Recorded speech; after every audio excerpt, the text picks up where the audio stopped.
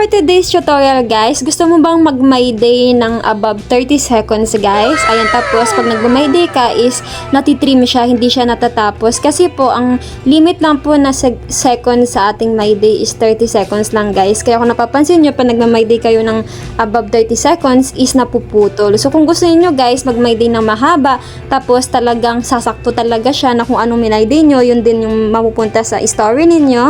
So ang gawin nyo lang guys, punta kayo sa messenger ninyo.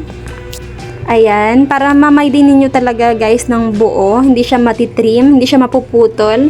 So punta lang kayo guys sa isa sa mga ka-chat nyo, kahit sino naman guys. So example na lang to. Ayan, tapos pag nandiyan na kayo sa chat ninyong dalawa, punta ka lang sa gallery na nakalagay dun sa baba. Ayan, tapos pindutin mo lang yung video na above 30 seconds. So ayan, pindutin mo lang yan.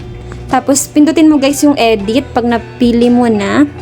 So ayan guys, ganyan yung lalabas. So wag nyo sa kanya guys isisend dito sa may gilid. Wag mo kasi pag pindutin nyo po yan, masisend lang yun dun sa kanya. Pero para masend niyo guys ng buo or ma-story ninyo, ma-my day ninyo ng buo, yung 30 seconds pataas na my day ninyo, pindutin mo lang guys yung story sa baba. Nakalagay dito your story. So pag i-click mo yan guys, maghantay ka lang and ayan guys, magre-refresh yun. Tapos pumunta ka lang ulit sa Facebook mo. Tapos yun na guys, i-refresh mo lang Facebook mo. Tapos yun, makikita mo nang na my day mo na ng buo siya, hindi siya naputol. So, ganun lang guys, kadali.